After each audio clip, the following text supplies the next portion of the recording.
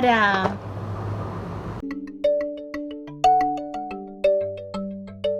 Essa ilustração que está atrás da edição da editora Todavia é bem ilustrativa da história que a gente vai conversar hoje.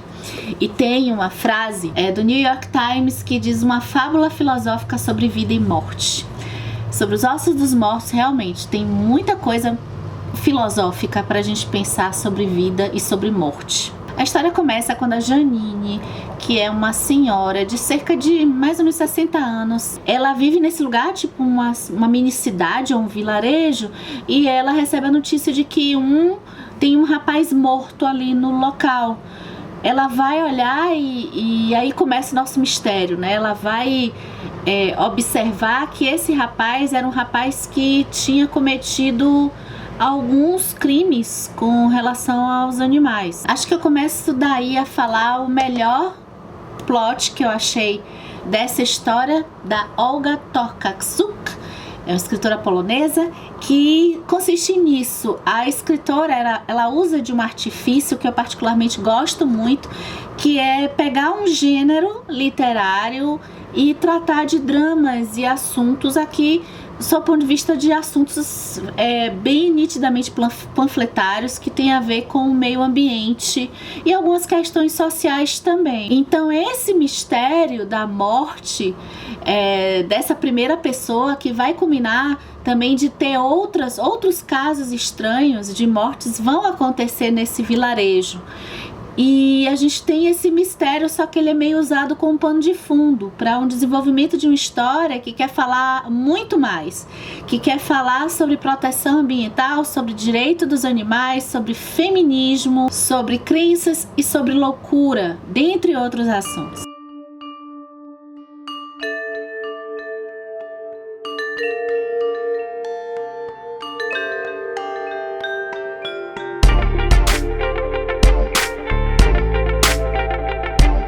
Eu vou começar sobre o meu assunto preferido, que não é tanto um assunto que permeia tanto a história, mas quando ela entra, pra mim, ela me atingiu em cheio, que tem a ver um pouco com o direito dos animais, mas independente, ela é até mais abrangente, porque independente do direito dos animais, a gente precisa pensar e refletir sobre a administração pública. Então tá, primeiro ponto, né?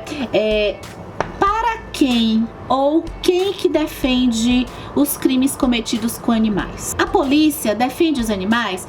Aqui, nessa história, ela se passa ali próximo da República Tcheca e na Polônia.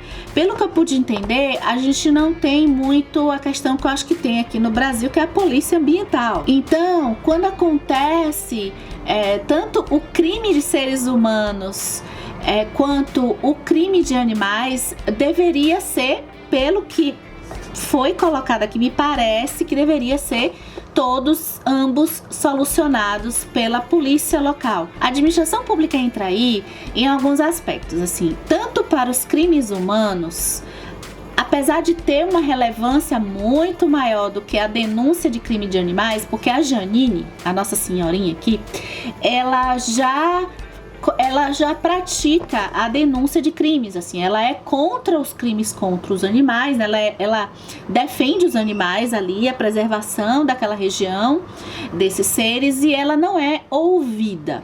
Mas a gente vai falar dessa coisa dela não ser ouvida na outra parte. Agora, quando o crime acontece com os humanos, ela tem também uma certa preocupação, ela e as pessoas em volta, ela percebe que as pessoas em volta têm até uma preocupação maior dos crimes contra humanos do que dos crimes contra os animais. E ela, de certa forma, existe uma morosidade do poder público em também atuar nos crimes humanos. Imagina nos crimes dos animais. O ponto auge do tema da administração pública, eu acho que tem na carta da Janine, que tem na minha edição aqui da editora Todavia, na página 192, em que ela vai expor para o poder público, né, para as pessoas que estão investigando os casos de assassinatos, possíveis assassinatos, as razões que ela acha que está acontecendo e as razões também, a própria resposta da polícia em relação aos crimes dos seres humanos. Assim, ela busca também a questão dos crimes dos animais, mas nesse caso aqui ela também está buscando nos crimes dos seres humanos. E a forma que ela trata, a gente vai falar de uma coisa muito comum aqui, que é como que a gente entra em contato com o poder público. Como é que se dá esse contato? Esse contato, ele acontece quando a gente busca os nossos direitos, quando a gente busca as explicações do poder público. É a mesma forma, a mesma tranquilidade de chegar próximo ao poder público. Quando isso acontece, é a mesma quando, por exemplo, o poder público atua para nos repreender. Então, quando a polícia entra para fazer uma blitz, esse contato próximo que a gente sente com a polícia, por exemplo, é o mesmo quando a gente precisa da polícia. Quando a relação é inversa, quando nós procuramos a polícia. A Janine aqui, ela vai procurar do poder público em determinado ponto da história. Poxa, o que vocês estão fazendo para resolver o que está acontecendo aqui no nosso povoado, né? Essas situações, vocês tem uma resposta para isso? E ela fala assim, uma parte que eu fiquei muito tocada, né? Que ele diz assim, mas não desejo à polícia nem a qualquer outra pessoa que seja tão ignorada. Um cidadão ignorado pelas repartições públicas está condenado de alguma forma à inexistência. Porém, é preciso lembrar que quem não possui direitos tampouco tem obrigações. A gente pode pensar muito aqui da diferença de ignorar, fazer algo bom e fazer algo ruim. A resposta ruim de um poder público, né? Ainda que a resposta seja, olha, eu encontrei a solução do crime, essa solução nem foi a solução mais adequada, mas houve uma resposta. Ser ignorado, isso não só para o poder público, mas para a vida pessoal também, mas especialmente poder público, né? Ser ignorado pelo poder público, eu acho que desconstrói qualquer situação de civilização. Quando você tem o Estado e a gente que dá esse poder para o Estado para ele cuidar, sob o ponto de vista de uma estrutura social. Talvez, eu não sei se a gente lembra, mas assim, e a gente atua. Isso não funciona na prática como deveria, mas o Estado trabalha para nós, ok? O Estado, ele atua até com esse poder, a gente dá esse poder. E lá vem a sirene. A sirene, eles descobriram que eu estou falando mal deles. Não, foi embora.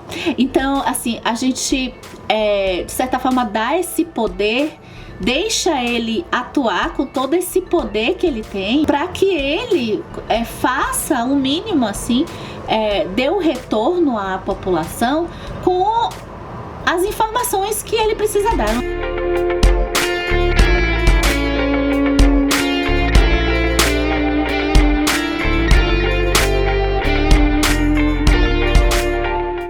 Achei um pouco sobre os Ossos dos Mortos um romance, de certa forma, feminista.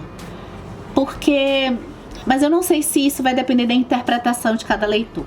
Eu acho que a escolha da Olga de ter uma protagonista na idade dos 60 anos, uma protagonista que eu não sei se eu posso chamar ela de astróloga ou de uma pessoa que ama astrologia e estuda astrologia, porque ela realmente ela gosta muito da parte da astrologia, e tudo da vida dela, das pessoas, ela tá interpretando com base na astrologia. A astrologia, eu já faço esse parênteses, que é um ramo que eu não entendo praticamente nada, então pode ser que eu me confunda em alguma coisa aqui, e se você entender, eu falar alguma coisa errada, eu vou agradecer se você corrigir nos comentários, tá?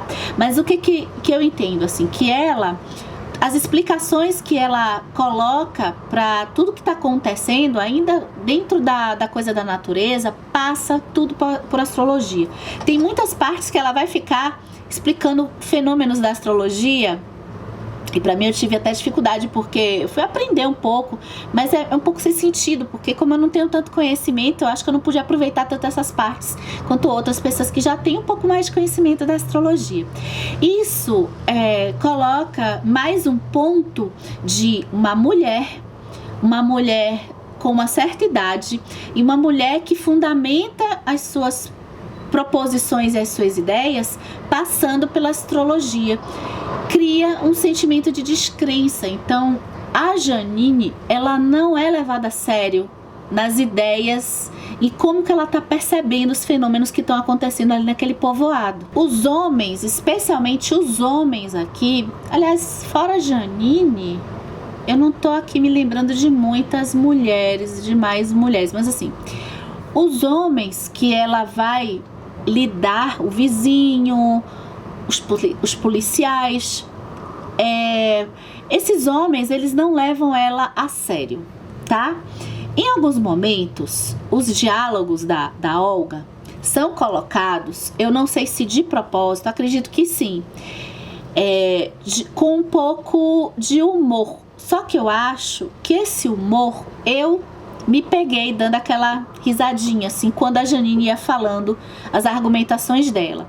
E aí eu coloco, assim, a minha culpa, porque eu acho que o mundo da razão, e eu lendo isso muito pro mundo da razão, porque eu não entendo da astrologia. Então, o mundo da razão, o mundo das ideias, esse mundo que é bem construído aí masculino, tá? Ele faz com que esse tipo de intervenção de uma senhora e de uma senhora que tá fundamentando as coisas na astrologia, que isso aconteceu porque a Lua tava no ciclo de Vênus, além do embasamento, ela tem também propostas consistentes, assim, ideias consistentes e provas do que está acontecendo também. A questão toda ligada aí aos animais, né? Então, o fato de colocar um elemento, quer dizer, tudo junto, né? Mulher, idosa, botar mais ou menos idosa, com mais essa coisa da astrologia, ela perde essa credibilidade e a Olga coloca, eu acho que a gente como leitor, que também não tem essa credibilidade, tô colocando assim, de rir. Então eu vou, por exemplo, assim, o Coringa, o filme do Coringa, quem assistiu, tem uma cena, o filme do Coringa eu não achei engraçado em momento nenhum. Mas tem uma cena do filme que ela é feita, é a cena que envolve um rapaz anão, tá? Aí quem assistiu vai lembrar. E é uma cena que é feita a gente percebe que ela é feita para algumas pessoas darem risada. A situação de certa forma é dramática, mas tem assim algo nela. E eu, assim como algumas outras cenas assim mais pautadas na vingança, também eu percebi na sessão que eu assisti alguns sorrisos. E os sorrisos, né, como eu digo aqui, né, nos livros que eu fico procurando, livros de humor, eu acho que o humor, o sorriso revela muito mais quem a gente é do que o próprio drama, sabe? Do que a gente chorar. O sorriso revela, acho que, o pior de nós, né? Por isso que eu sou apaixonada pelo Coringa, né? Ele tem muito a nos ensinar, o Coringa. Esse sorriso aí, quando eu tive, né? Eu me dei conta assim, poxa, porque eu sou muito mais realmente na parte da razão. Então, às vezes, até uma opressão e um preconceito, ela pode ser revelada com base no sorriso, que é o que os homens aqui fazem muito com a Janine. Notei também que não entendia tudo o que eu dizia. Primeiro, porque obviamente eu usava argumentos que lhe eram estranhos, mas também por causa do seu vocabulário limitado. E porque era o tipo de homem que desprezava o que não podia entender. E aí um pouquinho mais adiante na mesma página ela fala: às vezes fico pensando se um jovem bonitão ou uma morena curvilínea seriam tratados da mesma forma se dissessem as mesmas coisas que eu. Então o bacana é que no romance a Olga vai fazer a protagonista dela ter situações em que a gente vai pensar muito na temática feminista de descrença de uma mulher quando ela tem algo a dizer e a contribuir com qualquer coisa.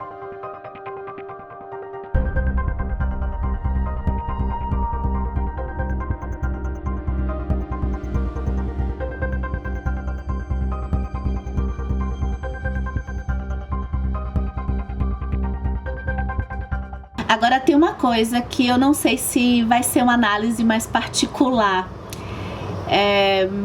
que é a questão do preconceito e se a Janine está o tempo todo no livro tentando fazer ser ouvida.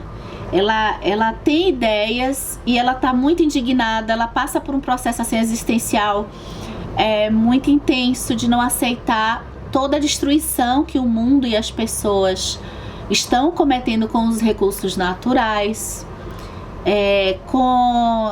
Ela não tá aguentando ser ignorada pelas pessoas à sua volta em relação ao que ela entende ser relevante, que são os direitos dos animais, que é essa preservação da natureza e tal.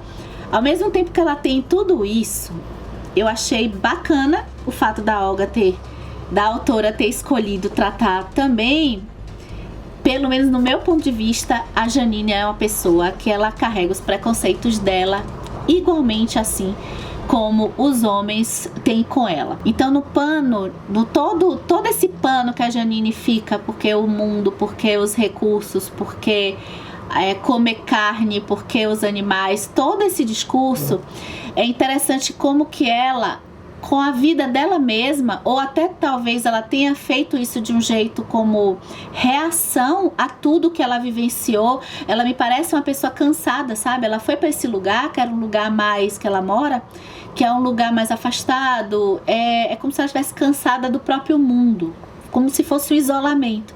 Então, eu não sei se como reação a isso, mas a Janine, até para tratar das pessoas, ela rejeita tudo que é prático da vida. Então ela já estereotipa as pessoas com apelidos. Vamos falar sobre os apelidos, porque a Janine inclusive odeia o nome dela.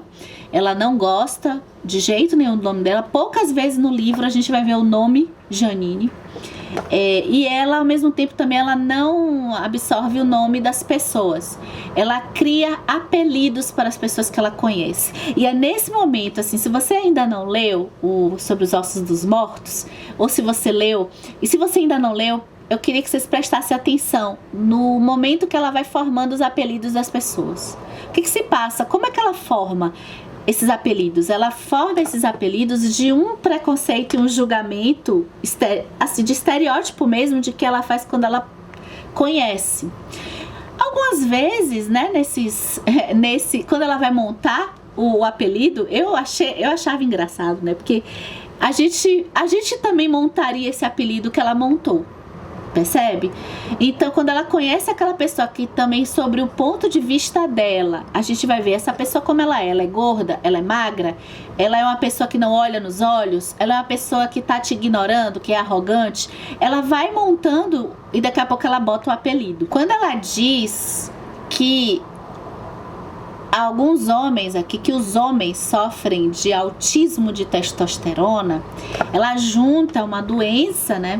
Ela cria essa coisa da doença do autista para ligar isso à questão do sexo masculino. Primeiramente, eu fiz o caminho quando ela fala essa frase que eu achei assim forte, né?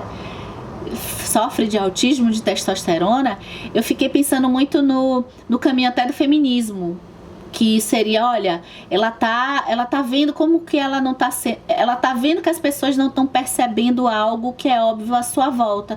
A gente já teve isso, algumas coisas que a gente, isso aqui vai acontecer daqui a pouco, alguma coisa que a gente já vê que tá acontecendo e a pessoa que tá do lado não tá percebendo, e a gente fica agoniado, realmente causa uma angústia, né? E ela dá palavras fortes a essa percepção do outro. E eu pensava de início assim, mas o autismo de testosterona ela tá porque ela não é ouvida, ela é vista como aquela senhorinha que não fala nada com nada, que é meio avariada. Enfim, todo o final dessa história, que eu não posso contar, né, pra não estragar, mas todo o final, eu gostei mais do livro quando ele terminou, né? Eu até vi, tá, porque senão seria uma coisa muito óbvia, né, pra gente. Então, assim como tem o feminismo na Janine, assim, não é tudo muito bom e mal, o ambientalista é bom, o outro é mal. A Janine tem defeitos. Então a Janine, por exemplo, uma coisa que eu percebi, eu falei até no vídeo de leituras, é que a Janine tem 3 vezes que ela vai se deparar com personagens obesos. O terceiro, ele é um personagem ex-obeso, e a forma como ela já julga esses personagens é de um jeito muito forte negativamente. E pra gente pensar na relação do apelido e no fato dela nem gostar do próprio nome e no fato dela realmente já marcar aquela pessoa pelo que ela entende dele e não pelo nome que alguém deu àquela pessoa, é uma coisa bem, acho que individualista talvez, da Janine, é a gente pensar como é que era a questão do apelido na escola. Porque não é o apelido de chamar Daniela de Dani, é o apelido de Varapau, Careca, Frio Willy. Esse apelido, não sei se na escola de vocês tinha isso, mas dos meus amigos e da minha escola tinha muito esses apelidos que hoje seria, é aquela coisa do bullying, né, que se fala, mas é que todo mundo acaba passando. Eu acho que quase todos os meus colegas de escola tiveram apelidos alguma vez na vida, e esses apelidos são para desqualificar. Esses apelidos não eram para enaltecer, eram.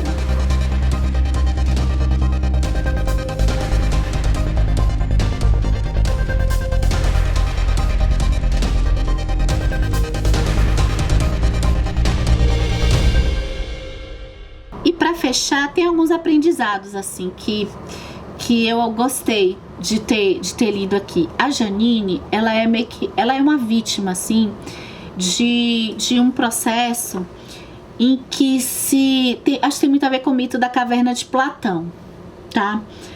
O mito da caverna de Platão, rapidinho, depois vocês dão um Google, tá? Vou explicar bem rápido. É aquele mito de que tá todo mundo, tem um grupo de homens ali na caverna escura, e a luz de fora fica passando umas imagens ali, as pessoas ficam ali dentro da caverna, uma pessoa vê daquelas imagens, assim, achando que tudo aquilo é muito bonito, até que um deles sai da caverna. Quando ele sai da caverna, ele se dá com a luz, ele passa por um momento assim de cegueira, né? A princípio ele quer até voltar para a caverna. Só que quando ele volta também com aquela cegueira da luz, ele já não consegue também enxergar dentro da caverna. Faça pensamento assim bem realista, assim, quando a gente vai para uma luz muito forte, o escuro a gente não enxerga nada. Então ele não consegue voltar mais, e quando ele vê aquilo tudo fora da caverna, que ele já começa a se acostumar, ele não consegue mais voltar, não tem como ele voltar para a caverna, e ele não consegue também tirar as pessoas da caverna para fora da caverna. Então toda a questão do conhecimento, toda essa coisa de associação aí do mito da caverna com conhecimento, eu acho que a Janine, ela teve é uma personagem que nos ensina, porque ela teve toda a percepção do conhecimento, de todo o processo de destruição do homem com a natureza e com ele mesmo. Tá aqui. Acho que tem até mais coisa assim para eu falar desse livro. Só que vamos assim, porque vídeo assim muito grande, eu acho complicado, as pessoas não têm tempo muito para assistir. Mas enfim, acho que tem muita coisa se você for ler, ou se você leu. O que você pensou sobre esse livro, deixa aqui nos comentários que eu vou adorar. Se você for ler, eu deixo a recomendação da leitura. Esse livro é muito bom. A gente pensa que ele vai por um caminho, às vezes até mais simplista, de ser somente panfletário. Ele é panfletário, mas assim, ele não é só isso. Eu acho que ele emana algumas discussões. Ele não coloca a coisa somente na parte unidimensional, de que a bandeira é só cuidar dos animais e ponto. Tem outras coisas, algumas dessas que a gente conversou aqui, e outras coisas mais, eu acho que pra gente pensar assim nessa leitura, tá certo? Então é isso, valeu ter assistido e até o próximo vídeo.